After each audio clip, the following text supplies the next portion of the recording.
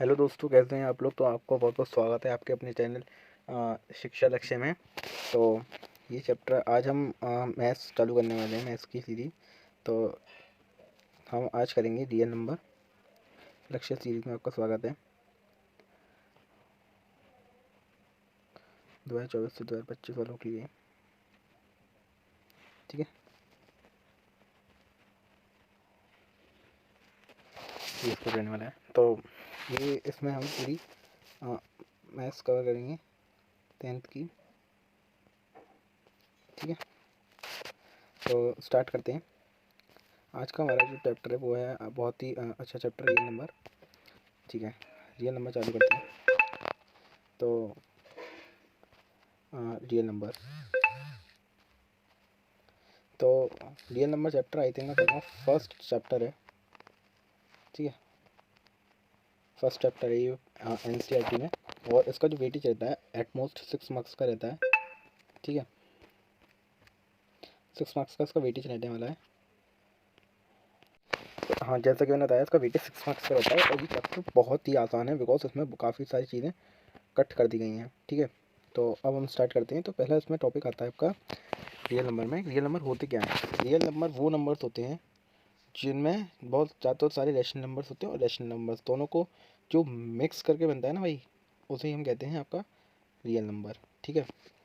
अब real number system के है ना, बहुत सारे सबसेट होते हैं, जैसे natural number, whole number, integer, ठीक है। इसे देख के समझ पा रहे होगे, ठीक है। तो रियल नंबर जितने भी होते हैं उनमें रैशनल नंबर्स और इरेशनल नंबर्स होते हैं। रियल नंबर के है ना काफ़ी सारे सबसेट, यानी कि काफ़ी सारे इसके पार्ट्स होते हैं, जैसे कि हमारा हो गया natural number, whole number, integer, ठीक है। अब इसे आगे डिटेल में पढ़ेंगे। अब ये हमारे प्यारे प्यारे नेचुरल नंबर्स क्या होते हैं? नेचुरल नंबर्स वो नंबर्स होते हैं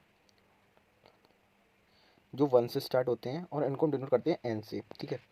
नेचुरल नंबर्स वो होते हैं जो कि 1 से स्टार्ट होते हैं, ठीक है। जैसे 1 2 3 4 5 6, ये सब हमारे नेचुरल नंबर्स होंगे। जितने भी नंबर्स जो कि काय से स्टार्ट होंगे, 1 से, वो सभी नेचुरल नंबर्स होने वाले हैं, ठीक है। बस 1 से स्टार्ट होने चाहिए, ठीक है।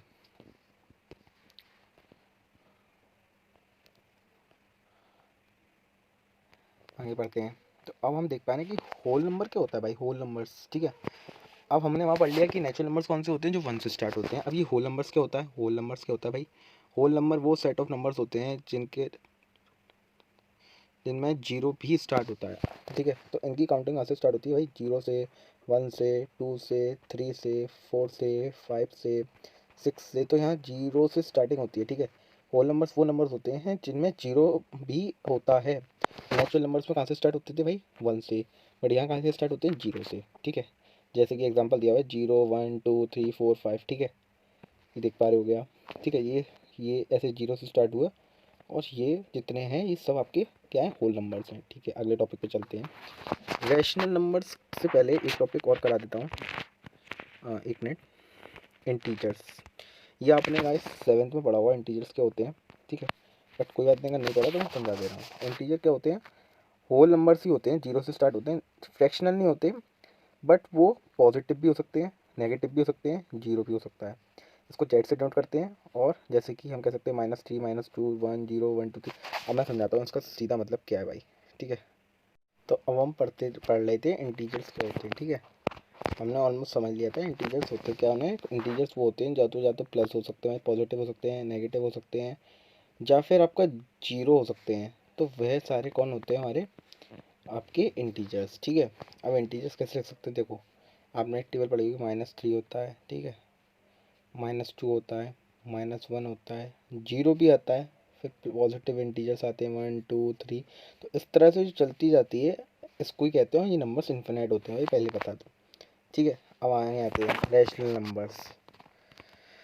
रैशनल नंबर्स क्या होते हैं? ये यहाँ से एक टॉपिक बनता है, और मैं कहूँगा भाई ये इम्पोर्टेंट भी है बोर्ड परस्पेक्टिव से 2024 टू 2025 स्टूडेंट्स के लिए। देखो, रैशनल नंबर क्या होता है भाई? रैशनल नंबर क्या होता है? रैशनल नंबर वो नंबर होता है भाई जिसको हम a अपॉन बी की फॉर्म में एक्सप्रेस कर सकते हैं। यहाँ पे जो a और b आपके इंटीजर्स होंगे, और b जो होगा भाई 0 के इक्वल नहीं होगा, ठीक है। b जो होगा 0 के इक्वल नहीं होगा, ठीक है। ये या तो टर्मिनेटिंग हो सकते हैं, ठीक है, या फिर रिपीटिंग डेसिमल्स, वो रिपीटिंग डेसिमल्स भी हो सकते हैं। ये हमेशा आपको मतलब टर्मिनेटिंग की फॉर्म में मिलेंगे या रिपीटिंग की फॉर्म में। जैसे कि हम करें 22/7, तो ये कितना भी कर लेना आपका टर्मिनेट नहीं होगा, ठीक है, रिपीट मारता रहेगा वही नंबर्स, ठीक है। और अब हम पढ़ते हैं कि रैशनल नंबर्स क्या होते थे। रैशनल नंबर पढ़ लेते हैं ना, जैसा कि इसमें बोला कि वो नंबर्स जो कि हम a/b की फॉर्म में एक्सप्रेस कर सकें, वह नंबर्स ही होते हैं रैशनल नंबर्स। तो अब हाँ ये समझते हैं। देखो, जैसे कि कोई नंबर है, इसको हम a/b की फॉर्म में अगर एक्सप्रेस कर पा रहे हैं तो वो हमारा रैशनल नंबर होगा। बस कंडीशन ये होनी चाहिए कि जो b होगा ना भाई, वो 0 के इक्वल नहीं होगा, ठीक है।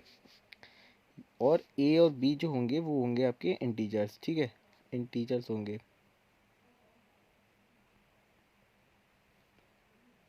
ठीक है। समझ में आया रैशनल नंबर क्या होते हैं? आगे चलते हैं यहाँ से। ये इम्पोर्टेंट है भाई, बोर्ड पर्सपेक्टिव से इस थ्योरम से क्वेश्चंस आते हैं, ठीक है।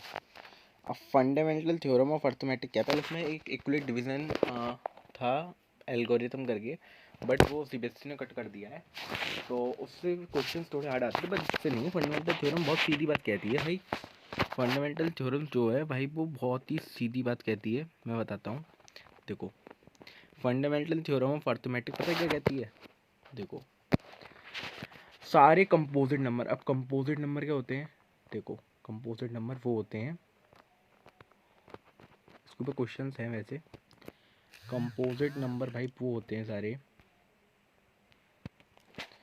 जिनके फैक्टर्स 1 से ज़्यादा होते हैं, ठीक है, समझ में आया? प्राइम नंबर क्या होते हैं भाई? प्राइम नंबर क्या होता है? प्राइम नंबर्स वो नंबर्स होते हैं जिनके फैक्टर या तो 1 होगा या इटसेल्फ होगा, ठीक है, यानी कि वो खुद होंगे। एग्जांपल बताऊंगा, परेशान ना हो, ठीक है। जैसे कि मैं कह सकता हूँ, ये लिखा है ना, every composite number can expressed as a product of prime number के एक्सप्रेस पे हैं, और ये प्राइम फैक्टराइजेशन को हम नंबर कहते हैं। अब जैसे कि मैं आपको समझाता हूँ, जैसे मैं आपको बता सकता हूँ कि एक नंबर लो आप, आपका एक रैशन बताता हूँ, एक मिनट। एक कंपोजिट नंबर लो, जैसे मैंने कहा दिया भाई, एक 10 है, ठीक है, इसका फैक्टर भाई 1 होगा, 2 होगा, 5 होगा, ठीक है। अब आप एक चीज़ देख पा रहे हो कि जैसा ये थ्योरम बोल रही है कि अगर हम इसके प्राइम फैक्टराइजेशन करेंगे तो जो जो इसका फैक्टर्स आएंगे वो भाई आपके प्राइम फैक्टर्स होंगे। आप देख सकते हो कि 1 का तो कुछ बोल नहीं सकते भाई हम, बट ये देखो 2 और 5 प्राइम नंबर है या नहीं है ना? तो फंडामेंटल थ्योरम ऑफ अर्थमेटिक भाई यही कहना चाहती है कि जितने भी आपके कंपोजिट नंबर होते हैं उनका जो फैक्टराइजेशन करेंगे तो जो नंबर्स निकल के आएंगे उसकी फैक्टराइजेशन में, वो कंपोजिट नंबर्स होते हैं। एक और एग्जांपल ले लेते हैं आपका, एक और कंपोजिट नंबर 8 नहीं, आई थिंक 6 ले लो आप, ठीक है। 6 के फैक्टर करोगे 2 और 3 आएगा, ठीक है। ये भी आपके क्या है? प्राइम नंबर है। यही कहती है हमारी फंडामेंटल थ्योरम ऑफ अर्थमेटिक। अगले टॉपिक की ओर पढ़ते हैं। हाँ, एचसीएफ और एलसीएम क्या होता है, इसके ऊपर क्वेश्चन बनते हैं, ठीक है, इसके ऊपर क्वेश्चन बनते हैं भाई, इंपॉर्टेंट है। देखो, अब ये क्या कहता है, एचसीएफ की फुल फॉर्म होती है भाई हाईएस्ट कॉमन फैक्टर। अब देखो, एचसीएफ जो दो नंबर्स का होता है वो इक्वल होता है प्रोडक्ट ऑफ टू टर्म्स, ठीक है।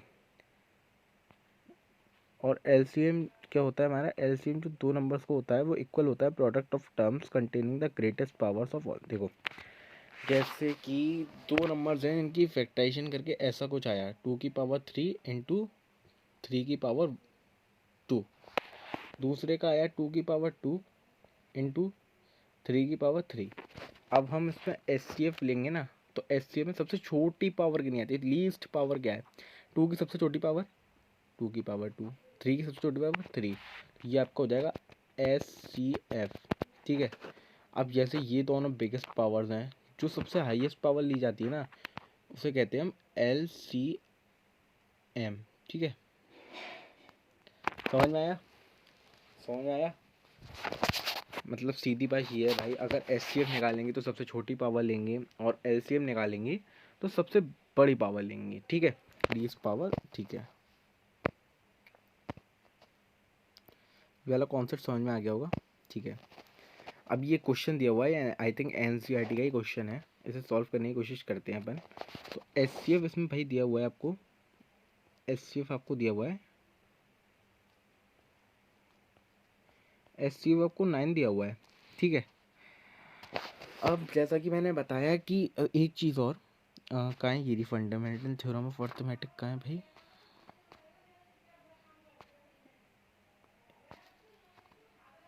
एक मिनट गाइस, एक टॉपिक शायद रह गया, एक मिनट। हाँ ये रहा रिलेशनशिप, ये रहा, सॉरी। इसे और समझते हैं। तो जो SCF और LCM होता है उनके बीच में रिलेशन क्या होता है ये पढ़ते हैं। देखो मान लो, अगर आपको नहीं दिख रहा हो, देखो कोई दो पॉजिटिव इंटीजर्स हैं A और B, ठीक है, A और B, तो उनका जो SCF और LCM होगा ना वो प्रोडक्ट ऑफ टू नंबर्स के बराबर होगा। क्या भैया, क्या? देखो SCF और LCM जो होगा ना भाई, SCF और LCM जो होगा ना आपका, वो प्रोडक्ट ऑफ टू नंबर के बराबर होगा, ठीक है, यानी कि A इंटू बी की फॉर्म में, ठीक है, ऐसा कुछ होने वाला है, ठीक है। तो ये इसका एक फॉर्मूला है सिंपल सा, कि जो SCF दिया हुआ है, LCM दिया हुआ है, वो प्रोडक्ट ऑफ टू नंबर के बराबर होता है, ठीक है। अब हम पढ़ते हैं, आपका एक छोटा सा क्वेश्चन था, आई थिंक ये रहा क्वेश्चन, ठीक है। ये रहा, ये क्वेश्चन NCERT का एग्जाम्पल, इससे आपका क्लियर हो जाएंगे डाउट्स। देखो SCF क्या दिया हुआ है हमें, SCF आपका दिया हुआ है भाई, SCF दिया हुआ है 9, ठीक है, SCF 9 दिया है, और आपको दिया हुआ है SCF 9 दिया है, और LCM आपको फाइंड करना है। प्रोडक्ट दिया हुआ है आपको 306, प्रोडक्ट दिया हुआ है आपको नंबर्स का, ये मतलब ये दो नंबर्स हैं 657।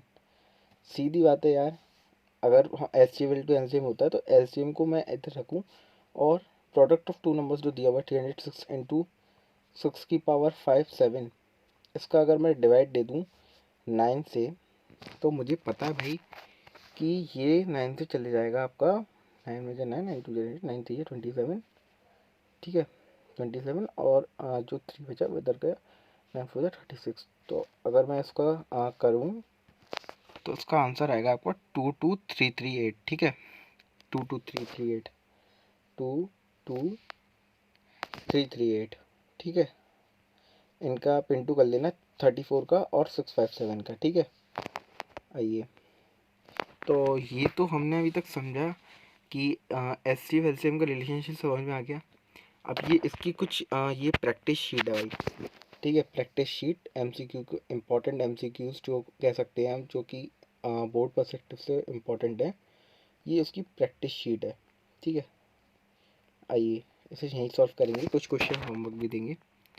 तो देखिए सबसे पहले हम पहला क्वेश्चन देखते हैं। आई थिंक ये 2023 के सैम्पल पेपर जो साल CBSE निकालता है उसमें दिया था कि A की पावर दी हुई है, सॉल्व भी करेंगे साथ साथ। A की पावर, मैं 6 वाला करा रहा हूँ, ठीक है। A की पावर दी हुई है आपकी भाई x³ 5³, ठीक है। A की पावर दी हुई है आपकी x³ 5³ और B की पावर दी हुई है x³, ये थोड़ा सा क्लियर नहीं है भाई, ठीक है, आई थिंक क्लियर नहीं है थोड़ा सा, बट कोई नहीं, देखते हैं। थोड़ा सा क्लियर हो जाए, y² थोड़ा सा क्लियर नहीं है अभी, तो प्रैक्टिस शीट हम अगली वीडियो में सॉल्व करेंगे, बिकॉज वेरी शायद क्लियर नहीं है, आनी पड़ी क्लियर। तो हमने अभी तक चैप्टर समझ लिया, ठीक है। शुरू से दिखती हैं। रियल नंबर समझा, फिर हमने समझा रियल नंबर्स कौन होते हैं, उसके मतलब सबसेट्स क्या होते हैं। फिर हमने देखा नेचुरल नंबर्स कौन से होते हैं जो कि 1 से स्टार्ट होते हैं। ठीक है, क्विक रिकॉल ले रहे हैं हम चैप्टर्स का। होल नंबर्स क्या होते हैं भाई, जिनमें जीरो इंक्लूड होता है। ठीक है, और जीरो इंक्लूड इंटीजर्स कौन होते हैं, जो कि भाई पॉजिटिव नेगेटिव जीरो हो सकते हैं, और इनको हम ऐसे डिनोट कर सकते हैं इस तरह से। ठीक है, फिर हमने पढ़ा रैशनल नंबर्स क्या होते हैं। रैशनल नंबर्स वो नंबर होते हैं जो ए अपॉन बी की फॉर्म में लिख सकते हैं। बी जो होगा भाई वो जीरो की फॉर्म भी जीरो के इक्वल नहीं होगा। ठीक है, और वो टर्मिनेटिंग और रिपीटिंग डेसिमल्स भी हो सकते हैं। ठीक है, फंडामेंटल थ्योरम ऑफ अर्थमेटिक पढ़ी भाई, इंपॉर्टेंट है, लिख लो। ठीक है, फिर हमने पढ़ा कि सारे जितने भी कंपोजिट नंबर होंगे उनकी फैक्टराइजेशन करेंगे तो पाई जो रिप्रेजेंटेशन आएगी वो प्रोडक्ट ऑफ नंबर्स होंगे। जैसे कि एग्जांपल के 10 याद रखना, 6 याद रखना, जितने भी कंपोजिट नंबर होंगे उनके फैक्टर्स हमेशा प्राइम नंबर ही आएंगे। ठीक है, ये पढ़ा हमने। फिर हमने पढ़ा कि S C F L C में होता है। एस सी एफ में हमेशा लीस्ट पावर ली जाती है, एल सी में हमेशा बिग पावर ली जाती है, सबसे ज़्यादा ग्रेटेस्ट पावर जो होती है। एक बार आप इसे पढ़ लेना खुद। ठीक है, मैं और फिर हमने पढ़ा रिलेशनशिप एस सी एफ और एल सी एम के बीच में, ये भी इम्पोर्टेंट है भाई। ठीक है, यहाँ से सवाल बनता है। और एस सी एफ मतलब मैंने सीधी बात है यार, बिल्कुल सीधी बात है। एस सी एफ और एल सी एम का इंटू करेंगे तो प्रोडक्ट ऑफ जो दो नंबर्स दिए होंगे ए और बी तो उनके बराबर होगा। ठीक है, एग्जाम्पल के आप इसे देख सकते हो। ठीक है, फिर हमने पढ़ा, अच्छा इरेशनल नंबर रह गया, अभी इरेशनल नंबर पढ़ते हैं एक मिनट। फिर हमने ये वाला एग्जाम्पल लेके समझा, ये एक एन सी आर टी का ही एग्जाम्पल है। ठीक है, बेसिक क्लियर कर देगा। ठीक है, अब आते इरेशनल नंबर। आई थिंक इस टॉपिक ये सबसे लास्ट टॉपिक है इस चैप्टर का। प्रैक्टिस शीट हम अगली वीडियो में सॉल्व कर रहे होंगे बिकॉज अभी क्लियर नहीं आई है। इरेशनल नंबर्स क्या होते हैं। इरेशनल नंबर्स वो नंबर्स होते हैं भाई, इसकी पता है इसमें चैप्टर में खासियत है, इसमें क्वेश्चंस आते हैं प्रूफ वाले। ठीक है, आपने देखा हो proof root two is a rational number, root three is a rational number, root four is a rational number. तो वाले प्रूफ भी इसकी एक सेपरेट वीडियो उसके बाद डालूंगा मैं प्रैक्टिस शीट के साथ ही। तो पहले हम समझ लेते हैं रैशनल नंबर होते क्या है। देखो रैशनल नंबर वो, अच्छा पहले हमने पढ़ा था ए अपॉन बी की फॉर्म में जो फॉर्म हो जाता है वो रैशनल नंबर होते हैं। बट यहाँ पे क्या होता है, रैशनल नंबर्स जो होते हैं ना ए अपॉन बी की फॉर्म में आप उसे एक्सप्रेस नहीं कर सकते भाई। ठीक है, और ना ही, और दे आर, ये हमेशा नॉन टर्मिनेटिंग होते हैं, नॉन रिपीटिंग डेसिमल्स होते हैं। ठीक है, जैसे कि आपका रूट टू। ठीक है, रूट टू हुआ, ये एक रैशनल है। जैसे पाई की वैल्यू हुआ, पाई भी एक आपका रैशनल नंबर है बिकॉज इसके आप फैक्टर्स करोगे तो नहीं होगा। ठीक है, तो यही था रैशनल नंबर। इसकी क्वेश्चन इंपॉर्टेंट है प्रूफ वाले, तो वो अभी हम आपका नेक्स्ट वीडियो में कर रहे होंगे। ठीक है, ये प्रैक्टिस शीट जो है इस चैप्टर की वो भी सॉल्व करेंगे। तो वीडियो कैसी लगी बताना, लाइक कमेंट शेयर करना। तो इसी के संग लक्ष्य सीरीज़ का फर्स्ट चैप्टर होता है कंप्लीट। ठीक है, मिलते हैं इसकी प्रैक्टिस शीट के साथ और अगले चैप्टर के लिए भी तैयार रहना। ठीक है, कमेंट करके बताना वीडियो कैसी लगी। चैप्टर क्लियर हुआ, तो ये चैप्टर में इतना ही था, ज़्यादा कुछ है नहीं। 6 मार्क्स का वेटेज है, इम्पोर्टेंट चैप्टर है। ठीक है, अब हम मिलेंगे इसकी प्रैक्टिस शीट के साथ, तब तक के लिए थैंक यू, धन्यवाद, टाटा, बाय।